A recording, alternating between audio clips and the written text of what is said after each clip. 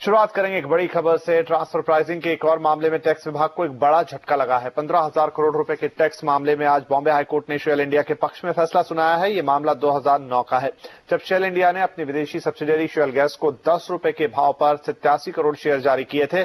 Tax department ने इस सौदे में अंडर वैल्यूएशन का आरोप लगाया था और कहा था कि प्रति शेयर भाव 180 रुपए होने चाहिए। लेकिन आज बॉम्बे हाईकोर्ट ने टैक्स विभाग की दलील को खारिज कर दिया और कहा कि सब्सिडरी को शेयर जारी करने पर हुई आय को टैक्स योग्य नहीं माना जा सकता। पिछले महीने में ही वोडाफोन ने भी ट्रांसफर प्राइसिंग के मामले में 4,500 करोड़ रुपए का केस जीता था। बॉम्बे हाईकोर्ट ने वोडाफोन वाले फैसले को आधार बनाते हुए आज शेल के पक्ष में यह फैसला दिया है। तो कोर्ट का यह आदेश कितना बड़ा है और इसके क्या मायने हैं, इस पर बात करने के लिए अब हमारे साथ है बीएमआर एडवाइजर्स के पार्टनर मुकेश भूटानी, जो कि शेल इंडिया के वकील भी हैं। भूटानी साहब, बहुत स्वागत है आपका। पहला सवाल आपसे यही कि कोर्ट के इस आदेश से कितनी स्पष्टता आई है जहां तक टैक्स का मामला है?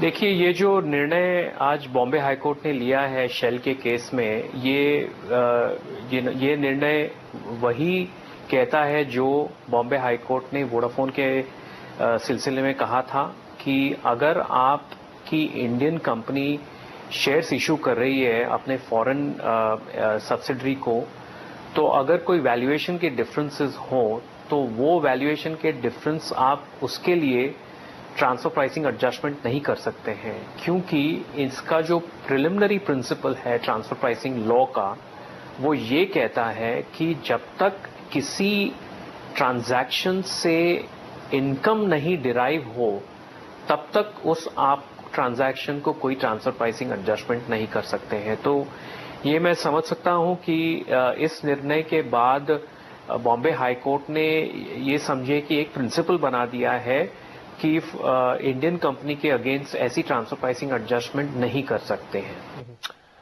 तो मुकेश जी, आपको क्या लगता है कि ये उम्मीद रखते हैं आप कि सरकार शायद सुप्रीम कोर्ट में अब अपील ना करे, या हो सकती है?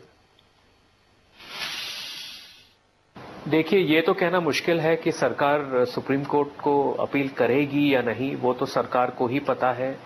सरकार ही इसी मामले में डिसीजन लेगी। लेकिन हाँ, ये जो नई गवर्नमेंट की पॉलिसी रही है कि हम टैक्स रिफॉर्म्स करेंगे, जीएसटी लॉ ले आएंगे, हम नॉन प्रोवोकेटिव और नॉन एडवर्सरियल टैक्स एडमिनिस्ट्रेशन करेंगे, ये मुझे लगता है कि इस गवर्नमेंट की जो प्रॉमिस रही है वो फुलफिल कर रहे हैं। लेकिन आज का जो डिसीजन था बॉम्बे हाई कोर्ट का, वो जुडिशरी ने लिया है, गवर्नमेंट ने नहीं लिया है ये डिसीजन को। तो ये तो स्टेटमेंट्स जो प्रधानमंत्री और वित्त मंत्री कर रहे हैं उसके बेसिस पे ही जज किया जा सकता है। हाँ, ये आप सही कह रहे हैं कि गवर्नमेंट की डिसीजन इसको अपील किया जाए या नहीं, उस पर निर्भर करता है कि गवर्नमेंट इस स्टेटमेंट को कि हम नॉन एडवर्सरियल एडमिनिस्ट्रेशन लाएंगे, ये सही है या नहीं। राइट। भूटानी साहब, क्या कहेंगे, इस तरह के फैसले से विदेशी निवेशकों का भरोसा भारत पर बढ़ेगा? हाँ, इसी बात का कोई डाउट नहीं है कि ये जो डिसीजंस आ रही हैं आजकल, इससे फॉरेन मल्टीनेशनल्स का रुख पॉजिटिव रहेगा और पॉजिटिव होगा, क्योंकि पिछले 3-4 सालों में जितने भी बड़े बड़े केसेस हुए हैं उनसे बड़े बड़ी कंपनियां और मल्टीनेशनल्स काफ़ी घबरा गई थी, और ये जैसे कोर्ट की डिसीजन आई है उससे फॉरेन कंपनीज का रुख पॉजिटिव होगा मेरे ख्याल से। मुकेश जी, क्या नई सरकार के आने के बाद टैक्स विभाग का रुख इंडस्ट्री के प्रति आपको लगता है कुछ नरम हुआ? 2 फैसले हमने देखे, पहले वोडाफोन का और अब शेल का।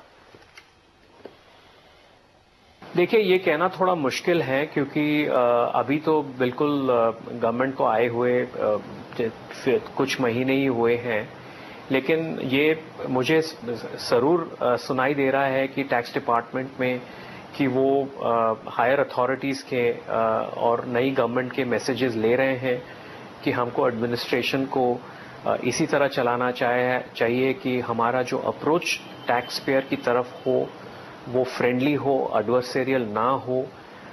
तो ये तो सुनाई दे ही रहा है। अब ये कैसे एक्शंस में ट्रांसलेट होता है वो तो वक्त ही बताएगा। वो हम देखेंगे कि ये सारे जो कह रहे हैं वो वो इम्प्लीमेंट कर पाते हैं या नहीं।